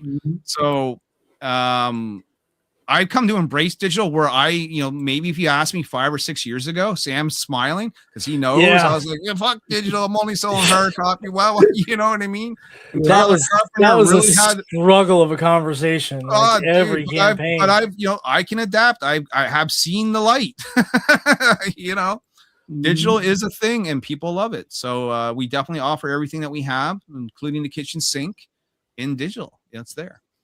And we did a digital campaign that almost ran $5,000. It was completely digital. I don't know if anyone had ever done it before, but I did it 6-7 months ago where I ran a campaign that was nothing but digital. Right? Yeah, no, I mean, listen, yeah, I saw that. Good job. I mean, because I remember also back then, yeah, you were like, fuck digital, no digital. I was like, what's wrong with this? That is exactly how he put it, too. Yeah, he's like, fuck digital. I was like, what are you talking about? Well, I put it all to the test, right? Yeah. And these are some beautiful cards that you can get. Some of these are already gone. That one's actually sold out, so I got to mark that as sold. But these are one-on-one original art encased in slabs by Locke himself. You get one of these, you're the only one with this, and of course you'll get the comic with it, his cover, of course, and a digital copy of the book as well, right? So very nice. And then we just have everything you need to catch up from Niobe Origins. That's a Chris Enoch cover right there. Then we have Niobe Birthright, the combo pack. Then we have Savage Sin. We have Niobe Penguina, the crossover I got to do with Ben Dunn. So all kinds of goodies right there to catch everyone up. I got limited add-ons. Some of these I only have 5 of, like that Jamie Tyndall cover. I got 5 of those left, so they're listed, right? That Keith Garvey cover, that men's magazine, I got 15 of those left, so they're listed. If people want to grab some of those Chung Lee covers, those are hot at conventions. I have 10 sets of those left. Take them from me. Okay. That Keith Garvey version variant of Savage Sin, those are foil covers. Cover. Okay. There are 10 foil covers available on this campaign as add-ons if someone wants to. Yeah, I have one of those. They're fucking gorgeous. Pardon my language. Really nice. They are. And then it's, notes on who everyone is and how we ship and, all that good stuff. Do your survey so we know where to send your books. And we print with Comics Wellspring, and they do a great job. All right, cool. Very nice. And how much time you got left here? All kinds of time. We're 77% funded, and we got 24 days left to go. So you're definitely gonna you'll at least we'll fund. It's just how much past funding will we go? I don't know, but I am gonna put it in late pledges for another month, right? If we fund, because we'll still be working on the book anyway, so there's no reason not to acquire more sales while we're still doing pages. Mm-hmm. All right, very nice, very nice. I like. Jess, if you come in late, you're gonna be charged a little extra. That's the incentive of not being late. Right. Yep. All right, cool. Mr. Quinton. Yes. Hold on. And of course, we don't have a campaign running right now. We're going to be doing our pre-launch page here in a couple of weeks, but we do have our drive-through page. Online store on Drive-Thru Comics, Drive-Thru RPG. Folks, you can get our comics, our role-playing games, Dungeons and Dames, which is an art book series we did during the pandemic 2 different times to help keep money in the pockets of our artists when things were slow. Art posters, and a whole bunch of things here that you can do. And like I said, our digitals are easily affordable. One of the nice things about using drive-through is that once you buy something, it stays in your library, so that if you have a hard drive failure or you lose your computer or it's on your phone and your phone gets tossed or something, you can always come back and pull it back down at no extra cost for you. As a creator, one of the things I like and one of the things I do is once we are profitable on titles, I go back and I go ahead and add additional royalties for the contributing team. So everyone's paid up front, obviously, when we do our stuff. And then once we do reach profit, we go ahead and add on a little extra for our people. So it goes back to taking care of our artists. 47 Furious Tales, the story of the 47 Ronin told through anthropomorphic animals.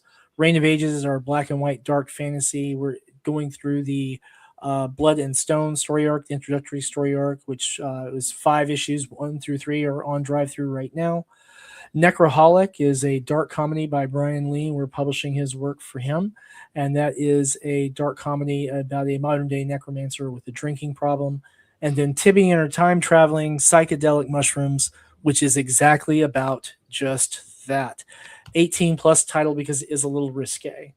And then you're going to find stuff for your D&D games, 5th edition content, adventures, source books, and the only book of mine that's ever been banned in a country, Whispers of Persephone, which got me banned in the UAE for, of all things, sorcery. So it's the only book I've had that's been banned anywhere. I'm sure that if someone tries to buy it somewhere else in certain places, we'll probably get similar bans.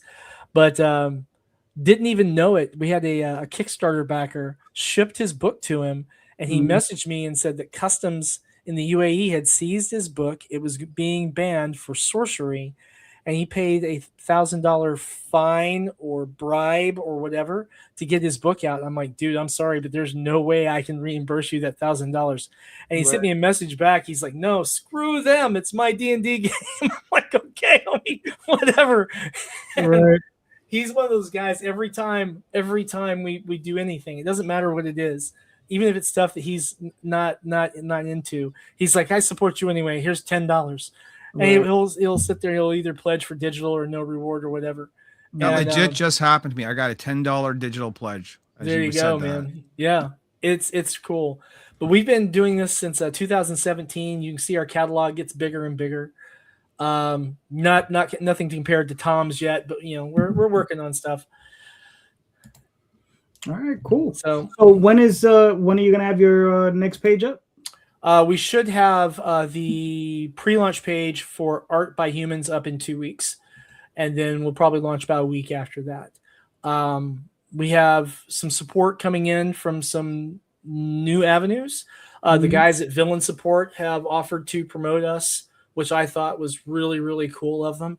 By the way, if you like really good comedy sketches about pop culture and different characters, definitely check out the guys at Villain Support on TikTok, on YouTube, on Facebook. These guys are hilarious. And if you look carefully in the background, you will see a lot of art from Sinopa Publishing in the background on their wall. So really, really big shout out to them. They've been fantastic to me. All right, cool. Villain Support rocks. So does The Legend of Oz. Tom, This what is do a beautiful campaign. Tom always does good ones. Right, Tom? There's like 3 hours left. It's like 2 and some change. Ends at 11:45 Eastern tonight, guys. So this is Legend of Oz. This is the start of our 15-year anniversary for the book. Ginger's Quest is the series. It focuses on Ginger, kind of Ginger's story throughout the series. We've been kind of giving you bits and pieces of it. This is kind of the beginning of her culmination of her story, revelation of past events and so on and so on. So Dorothy and Ozma and everything will still be part of the story too, but it's going to focus a lot on Ginger and the gnomes. We do this just like we do with all of our other books. You got a basic book, bunch of variants. If you like the fancy stuff, foils and metals and all of that. New series artist right there is Allison Rodriguez.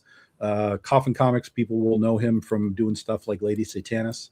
So we picked him up and he's doing the whole run for us this year. Gat Melvin is our previous series colorist. He's back doing the series. So it looks really great.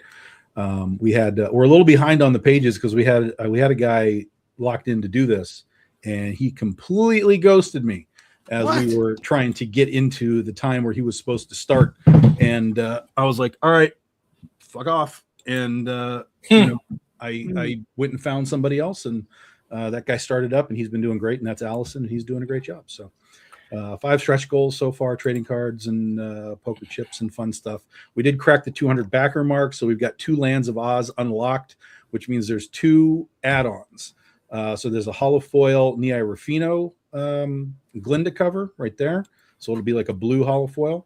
And then we just unlocked the Mike DeBalfo Ruby holofoil. So those can be added on. And I've been watching people add them on today as we've been doing that. So, and then here's our variants. There's your basic cover right there. Ginger on the Road. We've got Steve Ferris doing a cover for the first time. Right there, Gale in the Yellow Brick Road. So he did a great job. He did. Yeah, Rafik has been doing covers for Oz since the beginning. She's the only artistic element of this book besides, not even HD, not even the letterer. That changed one time. She's the only one that's done something on every book. So new Nia Rufino. We've got Ryan Kincaid. This is his first Oz cover for us. We have one of my new favorites, Larry Tuason, with Gale in the Twister. And Pedro. Oh, no, I forgot about this one. We did our Wolverine homage, X-Men homage by Eisenetto Adamar, Jack Pumpkinhead, and Princess Langwedier by Pedro Perez, who I love. He's got this great animated sort of old school art style that I really dig. So I always get really happy when we get to work with him. And then, like I said, there's specialty editions, there's foils, there's metals. We did do our first. You won't be able to see it real well because of all the lighting, but we'll give it the old college try here. We did our first jeweled cover. Yeah, look at this. You can kind of see some of the stuff going on there. Oh, that is gorgeous, man. Mm-hmm. So there's little gems, all over the place on this. Tom, cover. I'm gonna have to hit you up sometime about where you got that done, man. Nope, that's absolutely not. Probably Ready Comics. I'm gonna ask so nicely. I'm gonna ask that's so our first nicely. one. So this was actually a test. So this is about 37 gems. The final one is going to have 50 on them because we wanted to get a test of it. So That is gorgeous, man. that's our first ever jeweled cover, and those will be printed to order. So if you're into that stuff, grab one ASAP. Well, I'm glad you were here because I had saved the campaign but I hadn't pledged yet, so I just fixed that.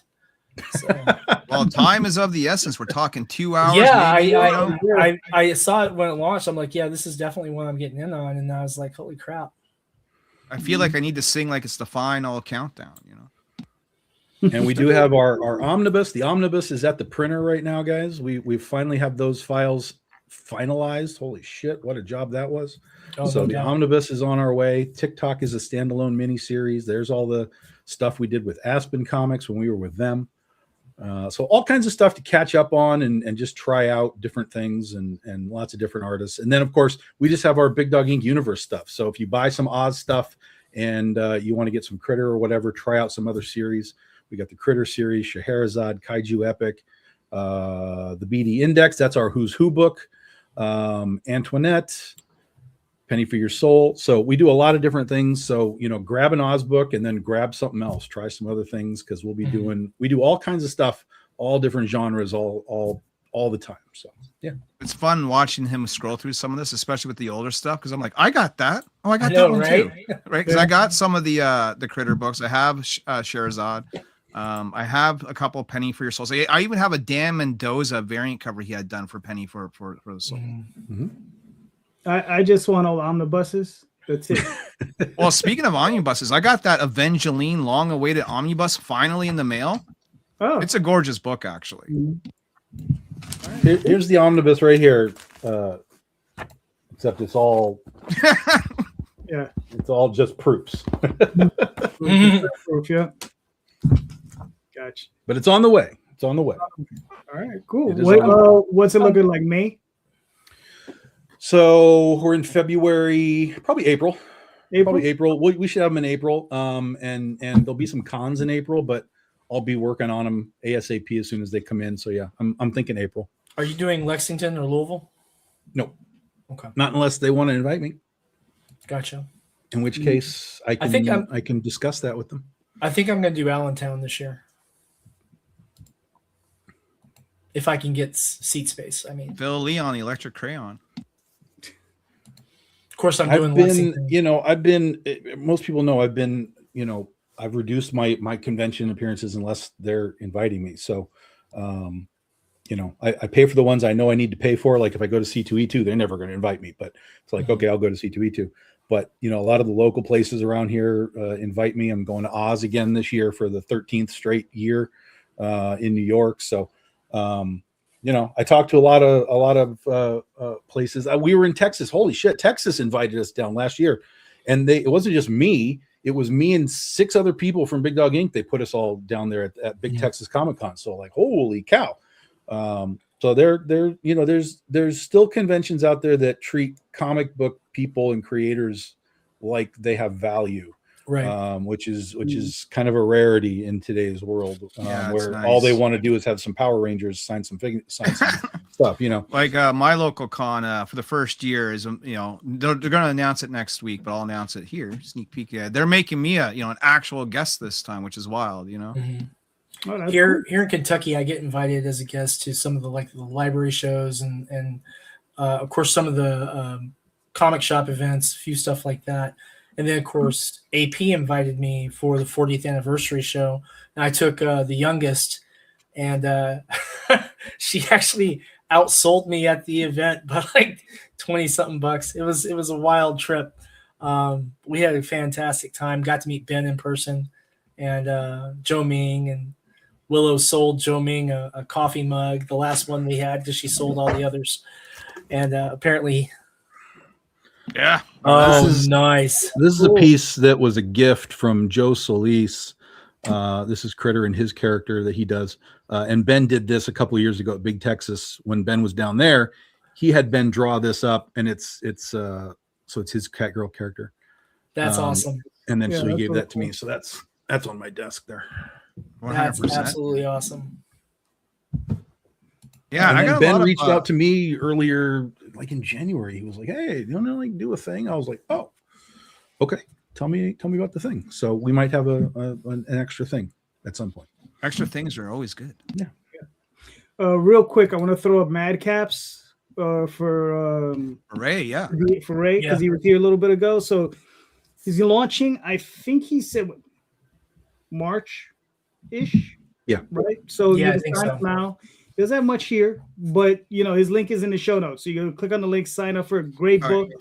So go check it out. This is So in regards to this, right? This is something I've noticed new with Kickstarter is that when you do the launch page, you can actually add so much more now as opposed to one image that it used to be.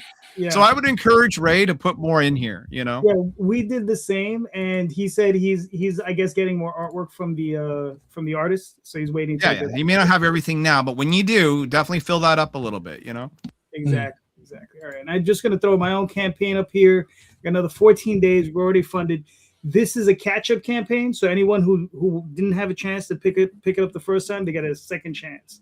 So here it is. This Dreamweavers 1 through 2. Mm-hmm. This was a book that I did back in the early 90s with my buddy Matt Lunsford that I did La Blue Girl with. I did Tenchi Muyu. I did a few other things with him. And I remastered it, recolored it, got new covers. We got one here by Art Voyager. We have Reggie Vincent, who I met on DeviantArt. Pablo Diaz, awesome cover. This is one of the characters from the book, Acrobat. Mm-hmm. And the story is about 4 kids.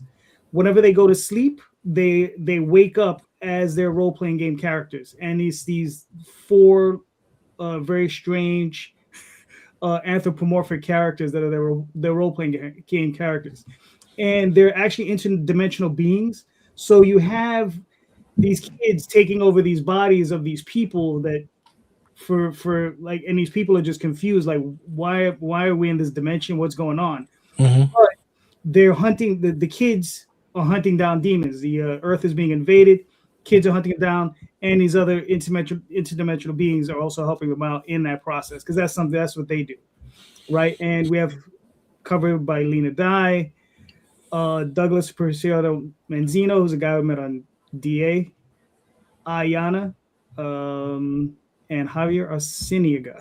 And this guy is funny because I met him on Facebook. He completed this cover, sent it to me, everything was fine, and disappeared. I can't find Bud, where are you? Oh wow!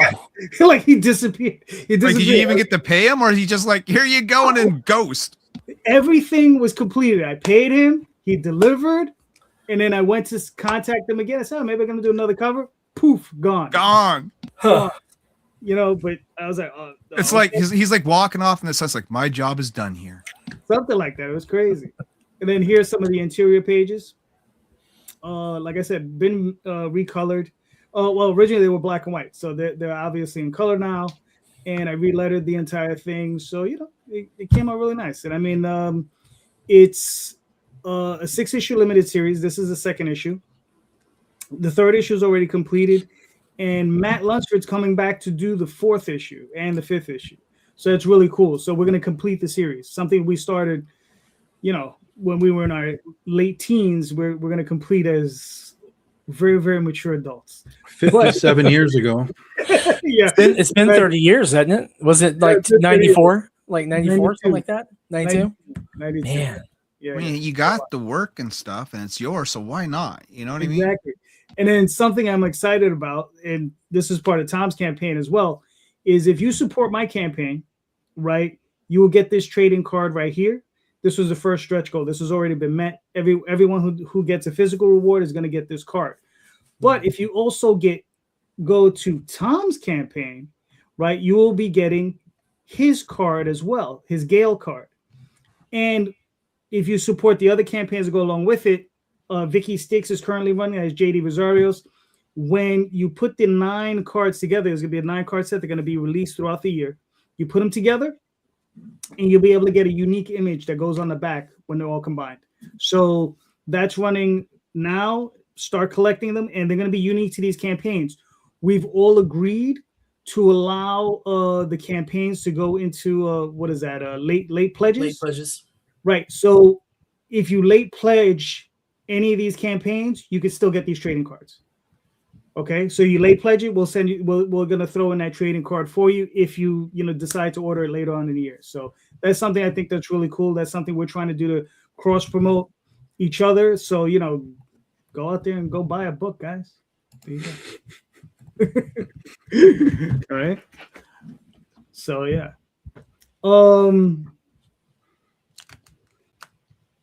Oh yeah, here's a simple one. Who's other than Shikari, because I know Shikari is in the chat, which is hilarious. Who's a cover artist you guys want to work with? That we haven't worked with yet. Fantasy or realistically? Dude, give me one of each. Fantasy is J. Scott Campbell for me. I think everyone knows that answer is going to come out of my mouth. You know what I mean? Realistically, I mean, that really depends on the budget at the time, but fuck, I mean, there's probably half a dozen names I could go over. Some guys we've already had a chance to work with, like Mike, like Keith Garvey, man, you know what I'm going to say, because he's close to me, and I hate to put him on the spot, but he is, a friend of mine. He lives in the city. He's done a lot of work for Marvel. I've been inching and begging, and I'm thinking I might soon be able to get a yes out of him, and that's Nick Bradshaw. That would be a big deal. He's known for his work for Wolverine and the X-Men and Guardians of the Galaxy, and he's done lots of work with Dynamite and Danger Girl stuff. But he lives here locally in the city. I see him, roughly 4 or 5 times a year. And he did say he might be down for a cover, but he said, but if I had to pick, he said, I'd rather do Savage Sin. He just seems to like Savage Sin. But either way, that'd be cool, Mm-hmm. That'd be cool. Yeah, he probably just likes the sword and sorcery aspect of it. Yeah, he likes monsters, kaiju stuff, fantasy stuff. You know what I mean? Like he's done like covers for Marvel, like where they do like Fantastic Four versus Godzilla sort of stuff. So yeah, he's probably done enough superhero stuff for Marvel to fill his lifetime. He likes to pick projects he's interested in. So I was surprised he said Savage Sin. I get asked, but and he's local to us in the convention committee, that's bringing me in, and they seem to be more interested in Savage Sin than Niobe, which is really weird. But okay, All right, cool. Sam, Jay Anacleto. Okay. Right off the bat, Jay Anacleto.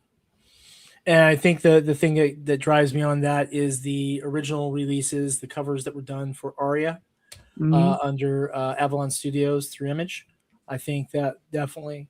Beyond that, as far as covers go,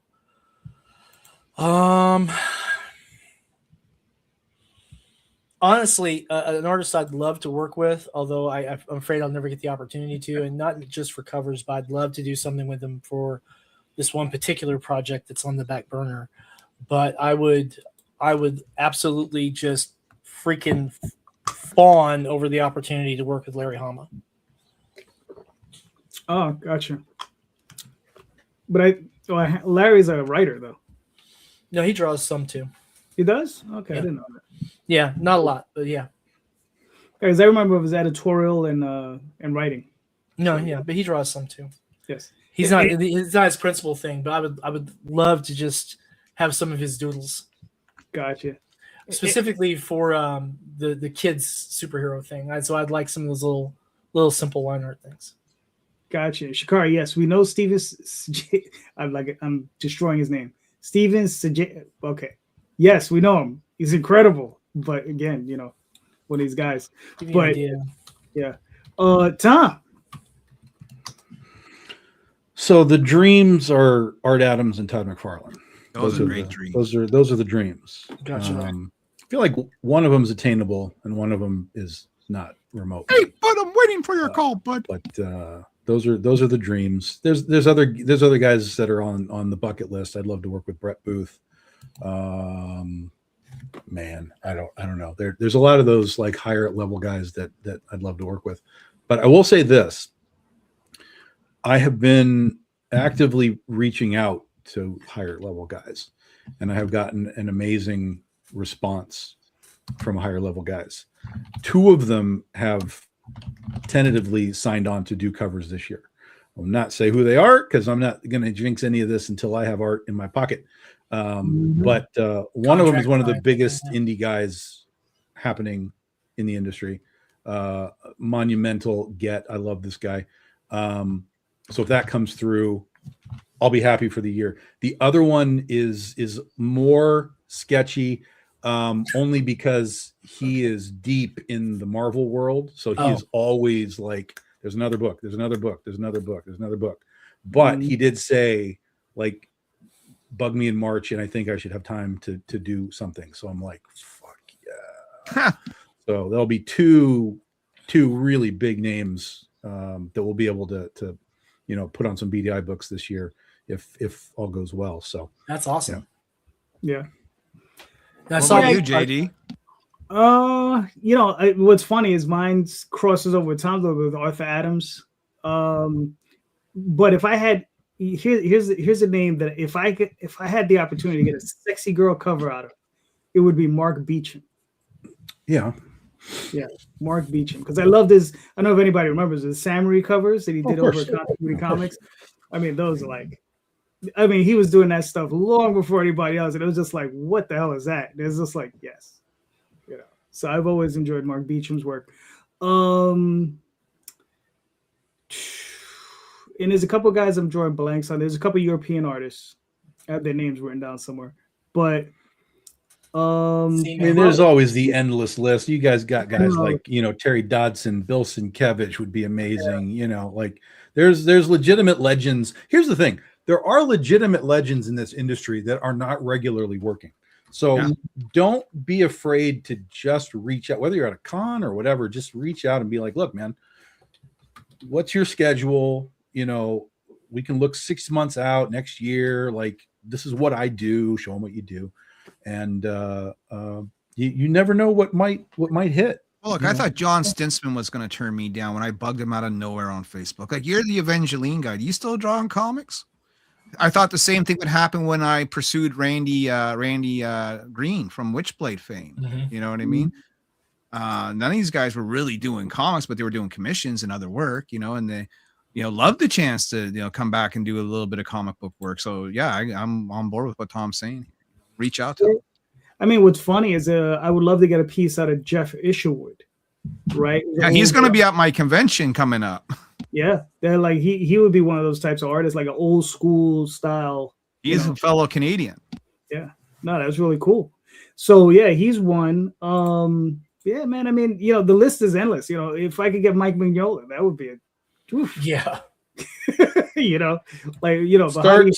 Start with the next level down and go get Kyle Hotz, and then you can be like, hey, I got Kyle Hotz, and he'll be like, oh, okay, I can do better than that. Yeah, that would probably be it, right? You could just start the war, or maybe I could get Kelly Jones. Kelly Jones would definitely be another one. That would definitely be cool. All right, I tell you, I got a cover from Fernando Ruiz once, and I tell you, I still have a few of those books set aside that are just like for me and the kids, because it's like my first cover ever from Fernando Ruiz, and I'm like, hell yeah, man. Archie fame and everything else. This dude he's such a cool dude too. And the first time I actually met him in person, I swear I went from me being me and my background and everything, and I get introduced to Fernando Ruiz, and my voice goes up like 5 octaves, and I sound like a 9-year-old prepubescent boy. And I was just like, "Holy crap, it's Fernando Ruiz!" Oh, it's hard not to fanboy the fuck out for me, dude. I did. Right? I spazzed like crazy. Even when I first met Tom, I'm fanboying out. You Aspen Comics. I bought your books in the shop. Tom must remember this. Yeah, it's hard, man. Yeah. But Tom is above all that. He's a superstar. Tom's a pro. Exactly. I'm just a fan who makes comics. Yeah, that's the difference. All right, everybody. I for the last question tonight, I got one for you guys. What's a piece of advice you'd give anybody who's starting in this business? If they were like brand new, what's a good piece of advice you'd give them? Are you talking motivational advice or practical advice? Because there's a difference. Take your pick. All right. Well, practical advice. Make sure you have the money. Especially if you don't draw, right? This is an expensive thing to get involved in. And some people jump in this without knowing the price tag, right? For me, bare minimum, $6 to $7 grand to make a comic book. And it's unlikely, especially your first time out, that you might even recoup that cost. So don't sell your house and have your wife leave you over the price of making a comic book. Make sure you're good to go financially, or have a solid plan. Like even with Kickstarter can help pay for some of this, but make sure you're putting your funding goal where you need it to be, that it's attainable, that it's actually going to cover the work of the progress of your work. Just make sure that you do a little bit of research into the cost of making these comic books, because they're not cheap. Mhm. Very true. Very true. Tom, do Sam. you want to go next? I basically, when we get vague questions, I give vague answers. So here's the vague answer, but it's a valuable one, and it's one that I tend to use like at Comic Cons when people ask like, hey, what do you suggest? And it's don't be a dick, right? Yeah. Like that's it's one of the most important things that people really have to learn, not just in comics, just in your general life. Like, just don't be a dick. But when you're in the comic book world, everything's a team, right? You have the writer, you have the artist, the inker, the colorist, the letter. Like, it's a chain of people, and you're part of this ecosystem of creative people. So if you're the one out of 5 people that's the dick, you're not going to have a job very long, because they're just going to all be like, we don't need that part of this chain. We can get a different piece of the chain. And that goes to my sort of football analogy, right? Is there's 32 teams. There's 32 starting quarterbacks. You want to be one of those people. Once you make it, there's 100 people behind you that are ready to take your job. And so if you're a dick, or if you don't come through on your deadlines, or whatever the problem is, the day you're fired, someone will just take the spot. Like, And Tom told a story about that guy who didn't produce, and he was easily replaced. Yep. Mm-hmm. But Tom, I have to say though, it's fucked up. Jay's not even here, and you're talking about him like that. I mean, you know, the reason he's not here. Yeah. Damn. What? Okay, he'll survive. He'll be back next week. So He's a big boy. If you've ever seen him in real life, you'd realize he's a big boy. But anyway, yeah. I have a more specific thing, because we've gotten some good advice so far. But for creators who are crowdfunding, the first thing I tell any new creator is that you want to make sure you have a brand new, unique email that you use just for your crowdfunding accounts, because you're going to get a ton of marketing spam. You're going to get a ton of... Where were you 10 years ago with that, Sam? Jesus Christ. I've only been doing it 9 years. So, but yeah, you see, that's one of the little things that, and it's one of the only things that I did not find in Madeline Holly Rosson's book, Kickstarter for the New Creator. The second piece of advice is read Madeline Holly Rosson's book, Kickstarter for the New Creator. I don't get a dime from recommending that. Anytime anyone asks me that, it's one of the first things I always tell them. Whether you are brand new or been doing it, I keep it right next to my desk here, and I will literally go through and check it. And I've done 30-something campaigns across 5 platforms, but I go through and I check this to make sure that I'm hitting the points I want to make sure I'm hitting. It is a business. You need to treat it as such. But those 2 pieces of advice are the first ones I'm going to bring to you.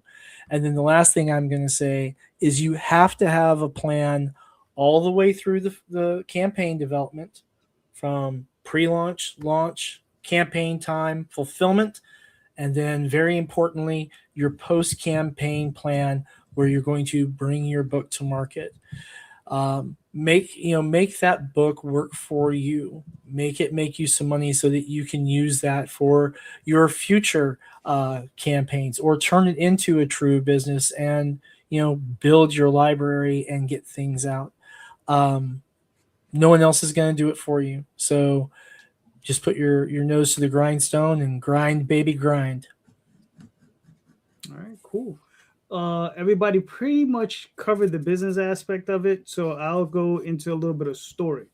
So what I would advise as a writer is, if you are the writer, is take your time, develop your story, get as much input as you can in your first project.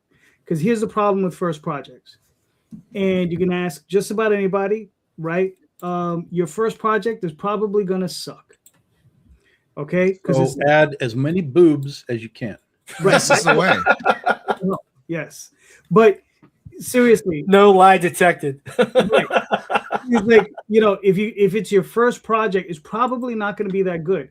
Be prepared to do that project, write that project, create that project, and maybe not even release it. Okay, because it's probably not going to be that good. It might not be ready for prime time. You might have to go through a process where it'll take you a couple years to get to the point where you're good enough to go to go on prime time, to literally release it. Okay. When I started very young, so I was very fortunate. So I started when I was 17, 18 years old. I mean, I started writing when I was 8, but 17, 18 years old was when I started gathering my team of artists. There's Daphne, Matt Lunsford, Zach Lenningson, a bunch of other people. And they were going to School of Art and Design here in New York. They were 15, 16 years old. I was 17, 18. And we started working together. We didn't release our first book till we were like 20. Okay. So I have. Yeah, but is that because you were lazy or because you were world building that entire time? No, we were drawing pages. Yeah. Okay. I was writing. They were drawing. Literally, I have in my closet maybe about 100 pages that will never see print. Oh, okay. Back in those days, because I felt we weren't ready. Okay. And then eventually it just came to a head and said, we got to do something. We printed the first book, and then we printed the second book, and then we printed the third book, and then we just kept going. Right. But we didn't really get good enough until it was at least 3 or 4 years later. You understand? But not everybody has that luxury, and not everybody's that patient either. You understand? So sometimes I would tell you, take the time to develop your work, right? Especially if you're a writer, take your time to develop your work. I was in this very special situation where here in New York City, I teamed up with a bunch of people. They were young artists. You know, there was no money exchange. They were just all my partners, right? Like Matt Lunsford is still my 50-50 partner on Dreamweavers. Daphne is my 50-50 partner on Tall Tales, right? So that's a very special situation. If you're young, I say go find another young artist who's in your area and work with them. You know, try to develop together as a team, and you'll find. Listen, and it worked great for me. Matt is the one that got me the job on La Blue Girl. Okay, so that relationship that I developed over all those years helped me get professional work, and then that us as a team got us a job on Tenchi Muyu. Right. And we developed and kept growing together over those years, you know, and then after that, we just said, screw it, let's go get jobs. But that had more to do with the fact I just don't like pitching. I really hate it. So, yeah, I don't either. That's why I didn't have another job with anybody until Dynamite. And that was like 10 years in, you know, so I was like, yeah, but no, you're right. Like for Critter, for example, Critter was in development for a couple of years while I figured out what the fuck I was doing. Like, how do I write a script? What does this mean? What is the story? How does it, you know, what is this script? How does it go into the series and whatever? It took a long time. And then when I finally thought that I had a finished script for like the 0 issue, I was on a plane and I had 6 hours to be on the plane, and I had it on I had it on my iPad or something. And I was reading it on the plane, and I was like, this is terrible. And I literally, I had one of those Bluetooth keyboards for my iPad, right? And so I rewrote the entire script in 6 hours over the course of the plane trip. And what that new script is what was put into the 0 issue for when I released it. So even when I thought I was done, I wasn't done, and I reset the whole thing. So yeah. Man, I didn't do any of those things. I wrote a script pretty, you know. I used a Witchblade script as my template, and I wrote my own script based off of that template, and literally printed it out and walked around with it in a binder at a convention, hitting up local artists to make that first Niobe. I had a completely different experience. I outlined the totality of the 47 Furious Tales series, broke down the individual outlines per issue, make sure I did my fact checking, my historical reference, and then I sat down and wrote the script for issue 1. Put it in front of my editor, and she said, this does not work. And so we revised. And then for Reign of Ages, knew it was originally going to be 6 issues for the story arc, but we made some changes and we got it to 5 issues for that first story arc. And pretty much the same thing, outlines for that whole story arc, outlines for the individual issue, developed the script, put it in front of the editor, try not to get, too butthurt about changes. Here's the thing too, guys, as a writer, Learn to accept constructive criticism. No. If you cannot accept, No. if you cannot accept constructive criticism, you're just going to be hurting yourself. Now, if you're a hardcore mental masochist, you're in the right business. But definitely learn to take constructive criticism. And then for Tibby, I was sleep deprived and hallucinated to a point because I've been up for like 4 days, and wrote a couple of notes on a board. Finally passed out. Woke up the next day, called my dad, said I had the wildest thought, and he's like, "Write that damn thing down, son." So rest in peace, Dad. I miss you. But yeah, it was his favorite comic issue that came out. It's the one he actually read all the way through. So nice. And he wasn't a comic guy, but yeah, I found out, this is a little behind the scenes stuff. My father passed in August, and we went down because we had to do the funeral and everything. And at the final viewing ceremony and everything, I found out that my dad had been loaning out copies of the comics to people at work.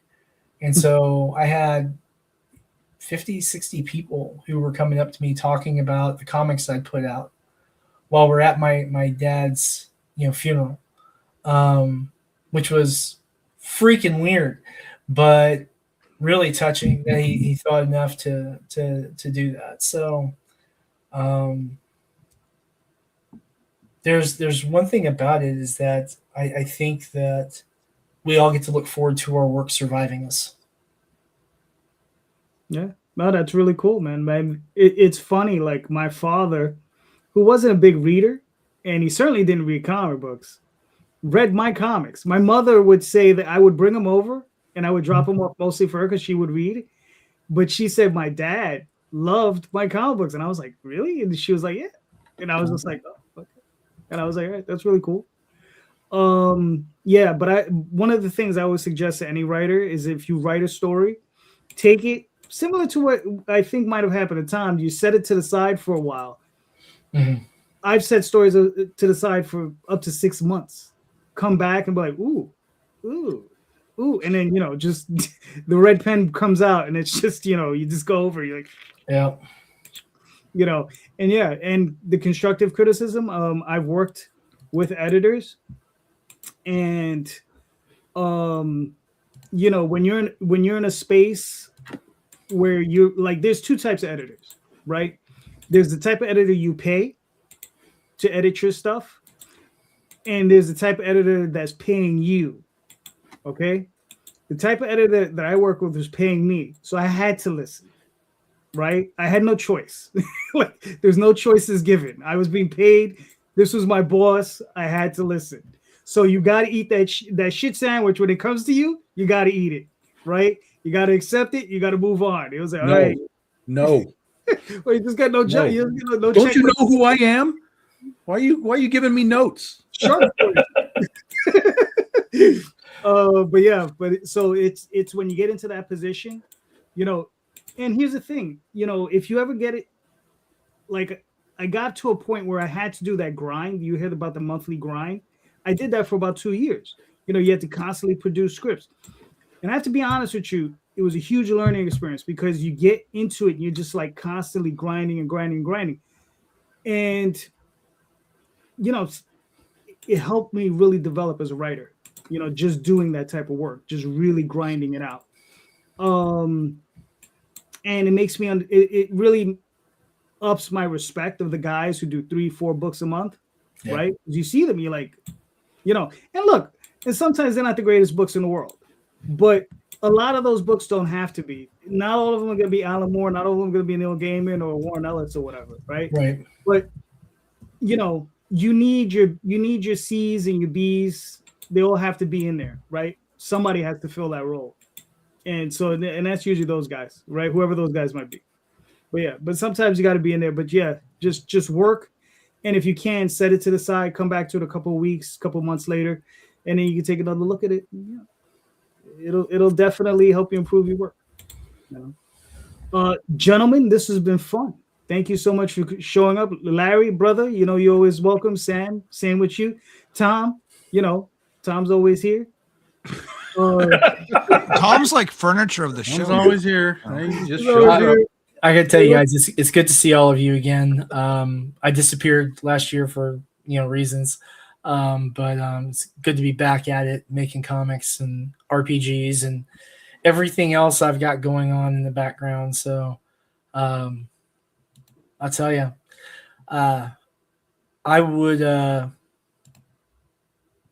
not have been as successful were it not for the input I've gotten from you guys and other folks who have been doing this a lot longer than I have.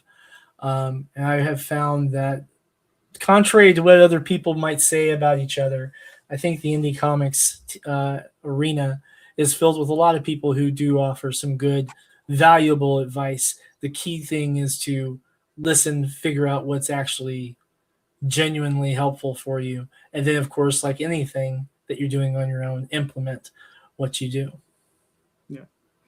And to add to that is also pick the things that work for you, because not everything's going to work for everybody. Exactly. Right. So there's certain things that work for you that's not going to work for me, or vice versa, or work for your title, because, I'm doing good girl art for our Dreamweavers, not going to work on Oswald.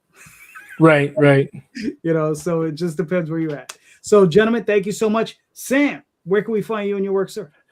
All right. Of course, you can get our work on Drive-Thru Comics, Drive-Thru RPG. You'll find us on Kickstarter with 2 separate accounts, one under WS Quinton, where we do our comics and our art prints and such, and other as Sinopa Publishing, where we do our role-playing games.